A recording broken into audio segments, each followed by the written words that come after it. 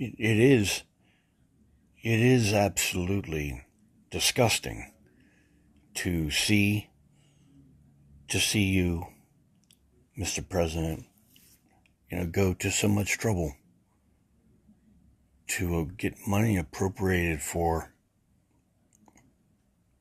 a ballroom, and I don't hear anything from you about something as necessary as our disabled veterans getting the care that they need. Being in a situation where I can't even get a prescription of antibiotics.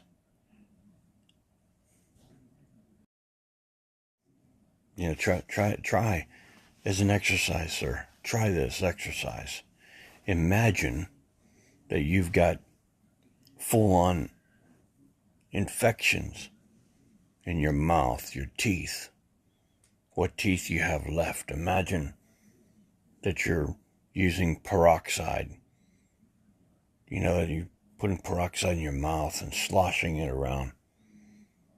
And you're trying to get it into those areas where it's going up into your nerves, because you don't want that bacteria to go too far, because it'll swell and it'll cause you really serious trouble then, So you're doing that daily. Imagine that you're doing that, and or even having to use,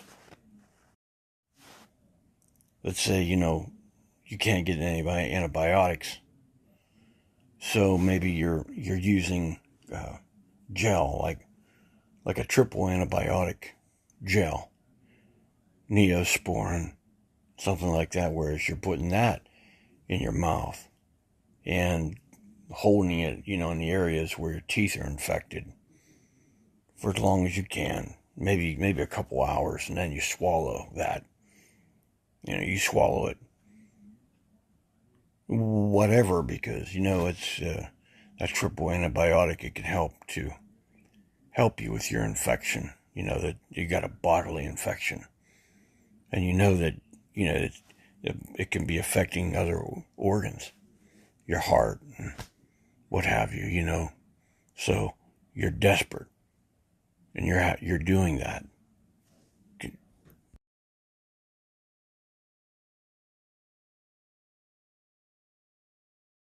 Imagine that, though. You're in a situation where you can't get an antibiotic, and you're a disabled veteran. Disabled by no fault of your own. But in your service, you're now disabled from injuries that happened years ago. And you've been challenged with those injuries for 40 years. And now it's the teeth. You can't even get care for your teeth, and you got bodily infections that you've been fighting, and you're turned away. You can't get any help. Imagine that, and then imagine you're seated and seeing our president fussing about. Imagine you're with just that one challenge. But of course, the one challenge is connected to, having unknown caller, having to wait, a decade.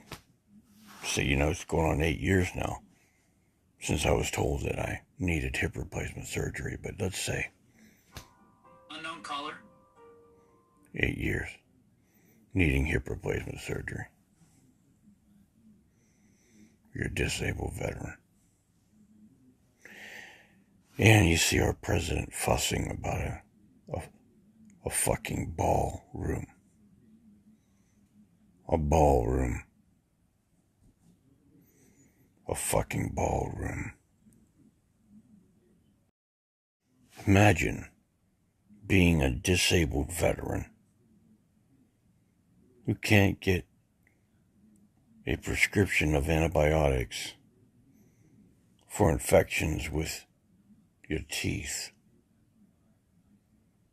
You're hardly able to walk, can't get a good night's sleep or anything. You're waiting on surgery that's been stalled, needing hip replacement surgery for eight years. And you can't even get also your care for your teeth. And you see our president fussing over a fucking ballroom that he's trying to get money for. A ballroom. You have your teeth removed, all but a few of them.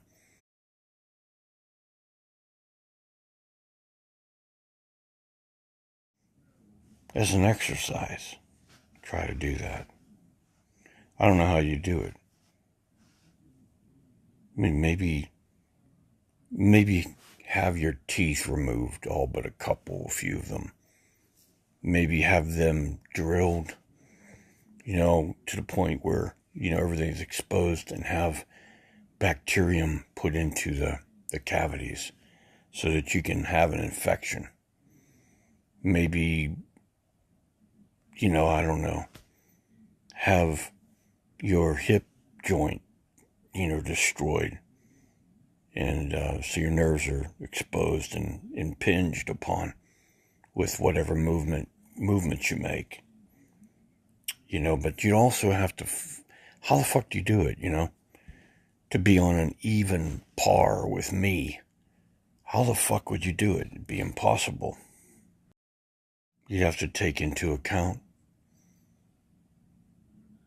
so much,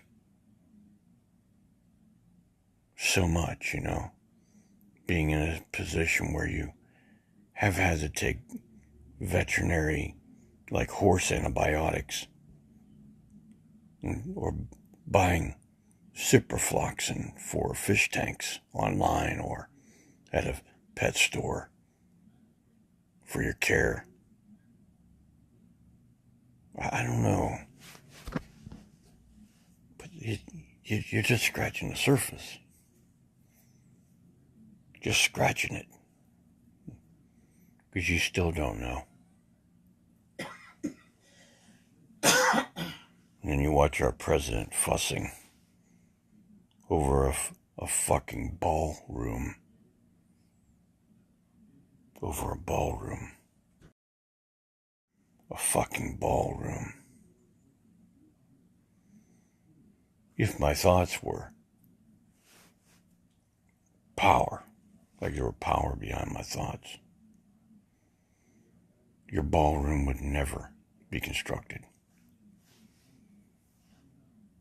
If I had that kind of power, God knows. That's why my righteousness doesn't work out God's perfect righteousness. That's why. I'm flawed. We're all flawed. And what attributes of the living God being created in His image, I'm not allowed to exercise. None of us are.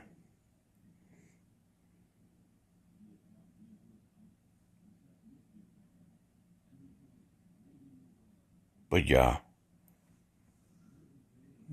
me.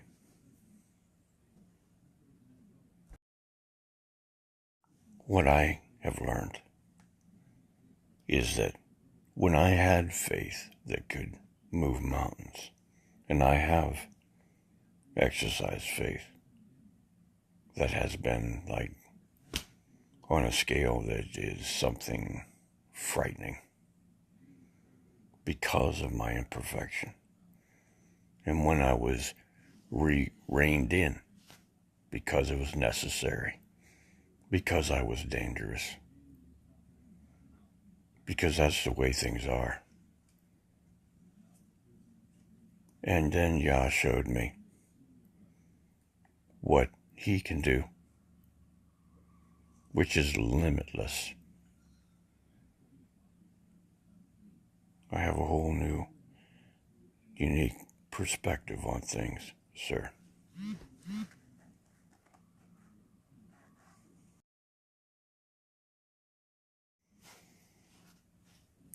So I rein in my thoughts,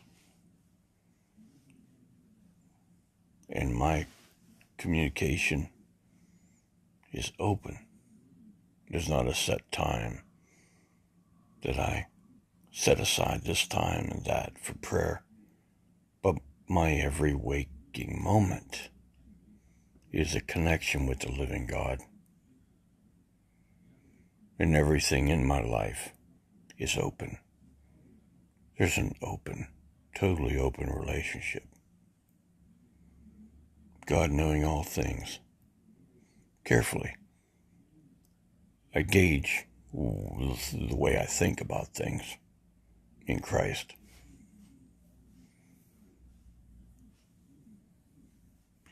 Knowing that God can do anything.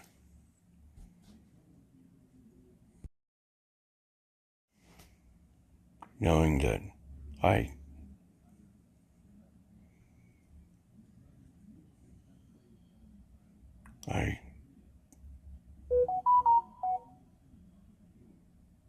don't have to do anything. I don't have to do anything. I don't have to move a dust particle. Nothing. There's nothing that I have to do.